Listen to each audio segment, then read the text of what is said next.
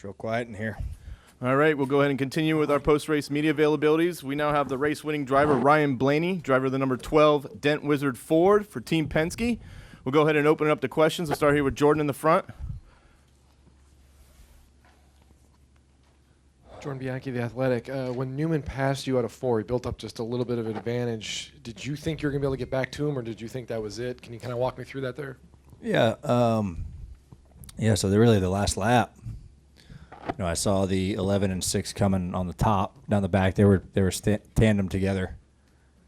And I saw them coming, and I wanted to pull up, but they were coming so much faster than us that if I would have pulled up and tried to block them, they just would have split me. You can't block runs like you used to with this package. There's none of that really none of that air bubble anymore that we used to talk about. You just run through the guy's bumper. So, and the runs are a lot larger, especially when you tandem like they did. So I figured my best bet was to try to pull the 11 off of them. And that's kind of what I did. Luckily I was able to get to the 11's quarter panel in 3, pull him off the 6, and then I knew Eric Almirola was going to come push me through to the bottom, and then we both would be clear, and then it's just all about making a move. And hopefully you make the right move at the right time on the front stretch there, and that one just happened to work out. But I knew if I could separate them and stay on the bottom and come out second, we had a shot at Newman. So. Okay, let's go back here to Jacob and then over here to the man in the blue hat. Jacob Seelman, Speed Sport. Ryan, 2 questions. First, after last week having the suspension issue and being pretty buried coming in here, how much of a relief now is it knowing that you're on, there's no stress at Kansas, you're through to the next round? Well, it's huge. After last week, having that trouble with the, some parts breaking, our mindset was really we had to win one of these 2 races. We were so far back in points. I know Talladega's a wild card. There's a lot of wrecks today, and a lot of guys got tore up, but we didn't really get any stage points, and we were already pretty far behind the 8 ball. So we knew we had to probably win one of these 2 weeks, and it's just a huge relief. After having such a bad weekend last week, it's nice to get a win and lock you into the next round for sure. But you still go out and try to win Kansas. It's not. You're not relaxing in Kansas. You still try to go out and win that race. But really big weekend for our team after the troubles we had last week. Now, the outlook for the round of 8, it's tracks that you've historically been pretty decent at, but knowing that there's 3 guys that have a pretty big points buffer compared to where you guys have been at this year, do you feel like you're going to have to win one of those races to make sure you're at Homestead? Yeah, I definitely think so. You kind of see in the last couple of years if there's a few guys that have a pretty big points lead from having phenomenal regular seasons and with bonus points and things like that. And you got to win the race to win the championship in Homestead. So you better get used to try to win in big races. And wins have kind of eluded us this year after I felt like we should have had 2 or 3 already. And it was nice to just put one together. But I definitely think it'll take a win in the round of 8 to get you to the championship 4. If you are not, one of those top guys that have had, tons of wins throughout the regular season and a lot of bonus points. Okay, go ahead. Christian Coley, frontstretch.com. Kind of bouncing off of Jacob's question. The next round, you've got 3 good tracks that you've been pretty good at.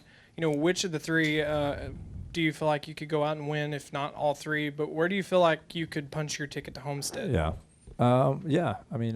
Honestly, all 3 have been really good to us the last couple of years. We ran great at Martinsville. We've run great at Martinsville the last couple of years and had a great run in the spring, running 4th in Texas. We were leading when we blew up about halfway through that race, and then Phoenix we led a lot and ended up 3rd. So I feel like they're all really strong for us. It's just a matter of executing. I feel like either one of those 3 races earlier this year we could have won. Just had a problem at Texas or, just weren't quite fast enough there at the end of those races. So I think those are 3 really good tracks for us. It's just a matter of executing and doing all that we can in our power to run the race the best that we can and adapt, throughout the race and do the best. But, the round of this next round, pretty good tracks for us. So hopefully we can rise to the occasion. Let's go over here in the middle and then to Lee. Tyler had 960, the ref. You led the most laps today with 35. What do you feel like you did better than everybody else that kept you out front so much? Nothing. I mean, it's just this race, and now, you get, last year and a couple years prior to that, it was a lot easier for the leader to block lanes and control the race, and I thought Brad and Joey were great examples of being able to control the whole race with being able to air block and things like that. And nowadays, like I talked about earlier, you just can't do that. I mean, you cannot. There's no air bubble to kind of push the leader up front, so you can't play different lanes. You're just trying to push as hard as you can. There's a couple instances we came off pit road first and were able to just run the bottom and run it pretty decent. I know we led a little bit. I didn't really think about that, but it wasn't no one dominating this race. I think you can look back at this whole race, and there wasn't anyone with a dominantly fast car. It just kind of was all about the help behind you, the runs that you could get, where you took your runs. This speedway racing is so tough nowadays with the way the cars are now.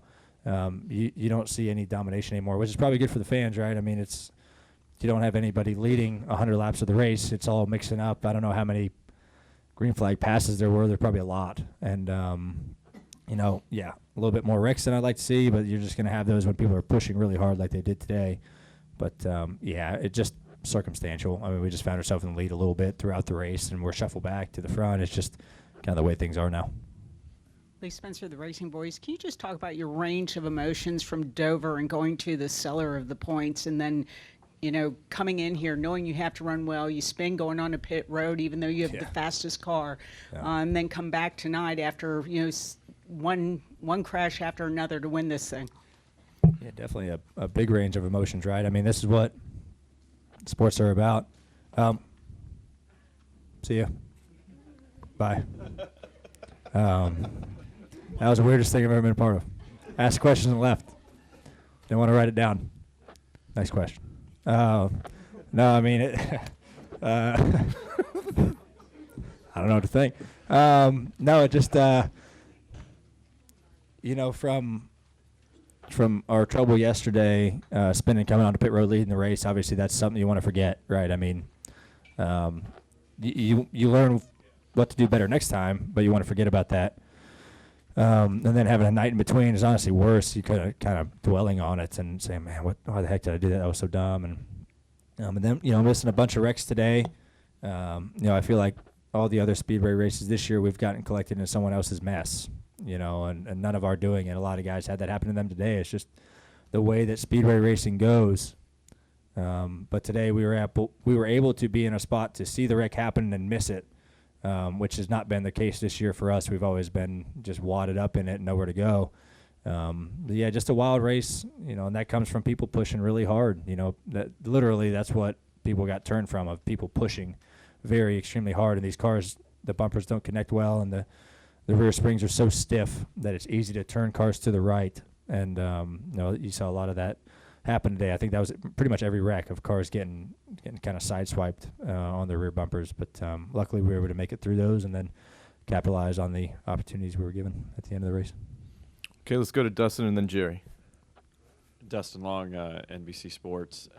You said earlier you knew you had to win. You felt like you had to win one of these next two races. I understand you guys go into every race, or you go into every race looking to win. But when you get to this point and feeling like you have to win and understand your situation, what is that like? How is that any different, or how do you try to keep it the same from week to week? Because it's the playoffs, it's not the same. Yeah, I mean, it's the same, but it's different. I always say our mindset every week, any team's mindset is to win the race every week, right? But when you realize what's on the line, and if you're in, I wouldn't call our situation this weekend a must-win situation, but it was most likely we had to win the race here at Kansas to advance with how good guys were on points. But, it's definitely a tough thing. We like to say that there's no pressure on it, but there's a lot. I mean, there's a lot of pressure internally that can sometimes come out. Maybe you don't show it very often. I don't show it very often, but it does come out every now and then because this is what you love to do, and there's a lot of things on the line. But yeah, just definitely a really important day for us to do well. We didn't get a lot of stage points, so I was kind of worried about that throughout the day, and like the 24, the 88 did. And then they had their problems, but just yeah, just you go into these weekends kind of focused on, there's good and bad to having to win. You got nothing really to lose, right? You're pretty far back, and you're going to be really aggressive on things. But then you know that you have nothing to lose, and you're going to maybe put yourself in some sketchy situations. So there's kind of good and bad to that. But I've always kind of been a taking chances kind of person. So I think that even though I don't want to see us in this situation, it kind of almost brings an extra fire to people. And also, you've advanced this far a couple years ago, and we're almost like essentially, I guess, almost in a kind of a must-win situation at Phoenix. You responded by winning the pole, and then things didn't work out. What, other than being 2 years and just everything you've gained in 2 years, what can that experience of being in that round, being so close to Miami, potentially help you as you get ready for this upcoming round of 8? Yeah, I mean, like I said earlier, there's a few guys that are really good on points right now, and you're probably going to have to win in the round of 8 to advance if you're not one of those guys. And that's, I mean, like I said, you got to win Miami. So, I mean, most likely you got to win the race. So, better get used to that. Better get used to that mindset. But yeah, we had this shot a couple years ago with the Wood brothers in 17, and got to Phoenix, won the pole, and then just didn't run well enough. We were kind of too far out. But it's, you just want to put yourself in a spot to have a chance, and that's really all you can ask for. And now our chance is here. It's in the round of 8. We have our chance to go to Miami. But we got knocked out now. You have no chance. So all you're looking for is an opportunity to kind of capitalize on a situation and on a race like we did today. So I feel really confident we can go out and win any of those 3 races in the round of 8. Those are really good tracks for us. So that's kind of what our focus is. So, yeah. Okay, on Jerry. Jerry Jordan, kickingthetires.net. Last week, Harvick talked about safety as the biggest change he's seen in 20 years, and we saw a lot of cars, kind of some crazy wrecks today, airborne, but landed on its wheels. When you're driving through that, what is going through your mind? We were over 200 miles an hour several times on multiple laps today. Does any of that going through your head? What were you thinking when cars are doing a full flip at the front of the field? I mean, when you're racing and you're green flag, you're not thinking of that. You're thinking of, honestly, I don't think about it at all, the safety side of it at all. And granted, I haven't been around that long, so I don't, it's easy for someone like Kevin to relate, right? And I think even watching my dad grow up in it, it's amazing what it's done from the early 2000s when I could kind of understand the safety stuff. But I don't think about that when we're racing. I don't think anyone does. But, yeah, Brendan Gaughan flipped right in front of me today, and I was kind of surprised. I don't know how he got clipped. These cars can get clipped in certain ways that catch air underneath them and flip them up. Larson had it done to him in the spring race here. You hope they're okay. I asked right away, is Brendan all right? And I know he landed on 04, which was good, but you're worried about it bottoming out onto the frame rails and him hurting his back. But I think he was okay from what I was told. But it's just nothing I really think about. I mean, I'm not running out there 200 miles an hour thinking of, okay, am I going to get hurt?